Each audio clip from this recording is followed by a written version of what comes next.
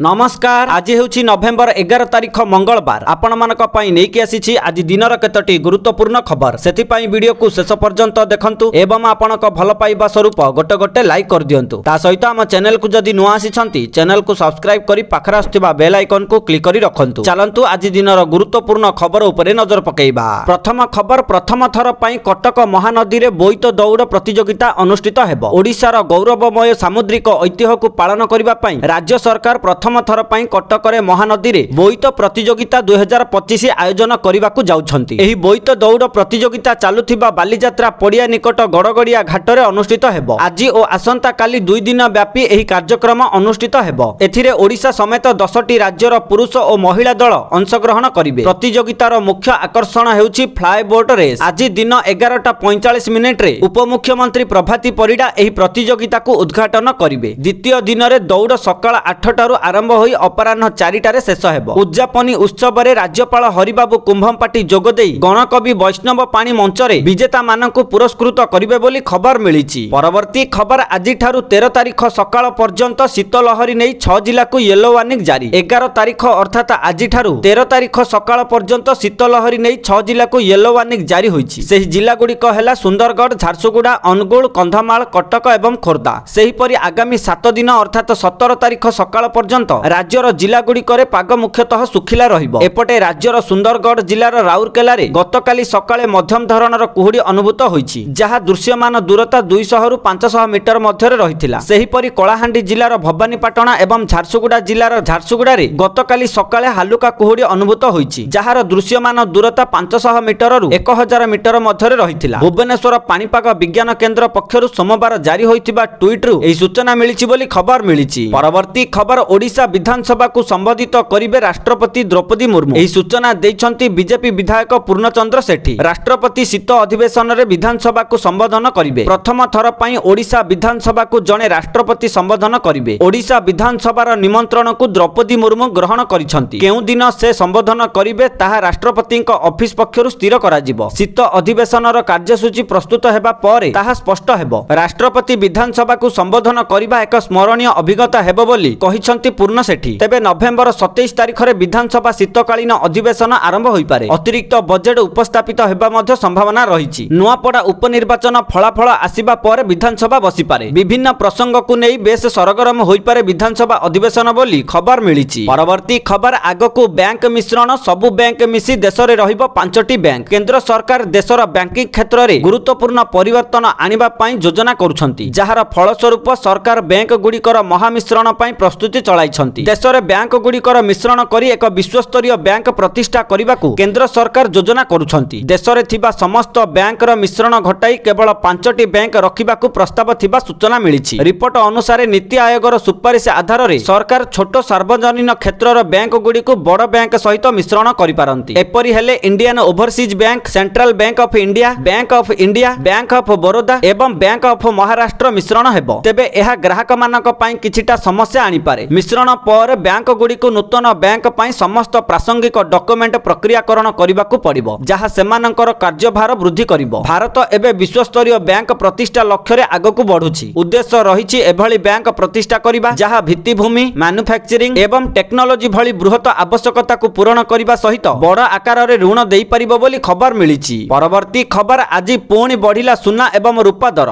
गहना किनिबा पूर्वरु नजर पकांतु आज ओडिशा समेत देश रे केते रहिछि सुना दर। तेबे जदि आपण आज सुना किनिबा को चाहुछंती बा योजना करिसंती तेबे प्रथमे जानि नियंतु आजिर सुना दर। आज भारतीय बाजार रे 24 कैरेट सुनार मूल्य 1,23,220 टंका रहिछि। सेही परि 22 कैरेट सुनार मूल्य 1,12,950 टंका छुइछि। सेही परि राजधानी भुवनेश्वर रे 24 कैरेट सुनार मूल्य 10 ग्राम पिछा 1,23,220 टंका रहिथिबा बेले 22 कैरेट सुनार मूल्य 10 ग्राम पिछा 1,12,950 टंका को पहुंचिछि। अन्यपटे रूपा मूल्य किलो पिछा 1,55,000 टंका रहिछि बोली खबर मिलिछि। परवर्ती खबर, कृषि और कृषक विकास कार्यक्रम रे भाग नेले केंद्र कृषि मंत्री शिवराज सिंह चौहान। विद्याधरपुर स्थित राष्ट्रीय धान गवेषणा प्रतिष्ठान रे कार्यक्रम अनुष्ठित होईछि। एही कार्यक्रम रे केंद्र कृषि मंत्री शिवराज सिंह कहिसंती जे चाषी स्वावलंबी एवं जातीय कृषि मिशन को नै गुरुत्वारोप करा जायछि। प्रधानमंत्री धनधान्य कृषि योजना उपरे मध्य रखिसंती मत। कहिसंती जातीय फसल योजना रे उत्पादन वृद्धि करी चाषी को आत्मनिर्भर करिबु। एहा सह खाद्य सुरक्षा सुनिश्चित एवं स्थायी कृषि प्रणाली प्रणाली को प्रोत्साहन परामर्श दिया जायछि। भारत कृषि क्षेत्र में एक परिवर्तनशील मोड रे अछि बोली कृषि मंत्री शिवराज सिंह चौहान कहिसंती बोली खबर मिलिछि। परवर्ती खबर सुभद्रा योजना को नहीं आसिला बड़ अपडेट। एणिकी एमानंकु आउ मिलिबनी सुभद्रा योजनार चतुर्थ किस्ती टंका। उपमुख्यमंत्री देले बड़ सूचना। गोटिए पटे सुभद्रा योजना रे ए पर्यंत 1 कोटी रु अधिक महिला सुभद्रा योजनार 3टी किस्तीर 15,000 टंका मिली सारिछि। एबे सुभद्रा योजनार चतुर्थ किस्तीर 5,000 टंका मिलिबाकु जाउछि। एनै अनेक महिला अपेक्षा करी रहिछंती, किंतु एहारी भितरे सरकार बड़ सूचना दैछंती। सेपटे जेउ महिला माने चतुर्थ किस्ती टंका मिलिबा पूर्वरु 5 एकर रु अधिक जमी किनिथिबे तेबे सेमानंक नाम सुभद्रा योजनारु काटी दिया जिवो। ता सहित जेउ महिला माने चतुर्थ किस्ती मिलिबा पूर्वरु 4 चकिया जान किनिथिबे तेबे सेमानकर मध्य नामकु सुभद्रा योजनारु काटी दिया जिवो। सेही परि जेउ महिला मानंक एबे आय वृद्धि पाइथिबो एवं सेमाने जदि आयकर दाखल करुथिबे तेबे सेमानकर नाम मध्य सुभद्रा योजनारु काटी दिया जिवो। एवं जेउ महिला मानंक परिवारर कोनोसी सदस्य एबे नुआरे सरकारी चाकरी पाइथिबे तेबे सेही महिला मानंकु मध्य सुभद्रा योजनारु बाद दिया जिवो एवं सुभद्रा योजनार चतुर्थ किस्ती टंका मिलिबो नाही। ता सहित जेउ महिला मानंकु चतुर्थ किस्ती मिलिबा पूर्वरु 60 वर्ष पूर्ण हो जाइथिबो तेबे सेमानंकु मध्य सुभद्रा योजनार चतुर्थ किस्तीर 5,000 टंका मिलिबो नाही। जदि आपण एबे 4 चकिया गाड़ी किनि नाहंती, 5 एकर रु अधिक जमी नाही, आयकर दाखल करू नाहंती, आपणक परिवारर कोनोसी सदस्य सरकारी चाकरी करू नाहंती किंबा आपणकु एबे 60 वर्ष पूर्ण होई नाही तेबे आपण निर्भय रे रुहंतु, कारण आपणकु सुभद्रा योजनार चतुर्थ किस्तीर 5,000 टंका मिलिबो बोली उपमुख्यमंत्री प्रभाती परिडा बड़ सूचना दैछंती। परवर्ती खबर पुणी बढ़िबो mobile recharge plan. Telecom company Jio, Airtel आउ वोडाफोन आइडिया निजर कोटी कोटी ग्राहकंकु देबाकु जाउछंती बड़ झटका। काहेकि ना खूब शीघ्र महंगा हेबाकु जाउछि मोबाइल रिचार्ज प्लान। नुआ रिपोर्ट अनुसार आसंता मास 1 तारिख रे मोबाइल रिचार्ज प्लान 10 रु 12% वृद्धि पाई पारे, जहा हेले वर्तमान 199 टंका थिबा रिचार्ज प्लान रो दाम वृद्धि पाई 299 टंका हेबा सहित 899 टंकिया रिचार्ज प्लान 999 टंका को वृद्धि पाइबो। वर्तमान सुधा जियो, एयरटेल आउ Vodafone idea company recharge plan वृद्धि नै कोनोसी घोषणा करि नथिले भी आसंता मास 1 तारिख रु रिचार्ज प्लान रो दाम बढ़ी पारे बोली खबर आसीछि। तेबे वर्तमान समय रे 84 दिनर वैलिडिटी सहित 2 GB डाटा मिलुथिबा प्लान रो दाम रहिछि 949 टंका रु 999 टंका। तेणु आगको एही दाम आहुरी बढ़िले रिचार्ज प्लान रो दाम मध्य वृद्धि पाइबो बोली खबर मिलिछि। परवर्ती खबर 2027 जनगणना पई गतकाली ठारु परीक्षामूलक भाबे आरंभ होई जाइछि डिजिटल जनगणना। राजधानी भुवनेश्वर समेत कटक, मयूरभंज एवं नवरंगपुर रे 30 तारिख जाए चलिबो जनगणना। भुवनेश्वर महानगर निगमर 22 नंबर वार्ड, कटकर 17 नंबर वार्ड, नवरंगपुर तेंतुली खुंटी एवं मयूरभंजर ठाकुरमुंडा रे हेबो प्राक डिजिटल जनगणना। जिला जनगणना तथ्य संबंधित पुस्तक रे रहिबो ग्राम किंबा शहर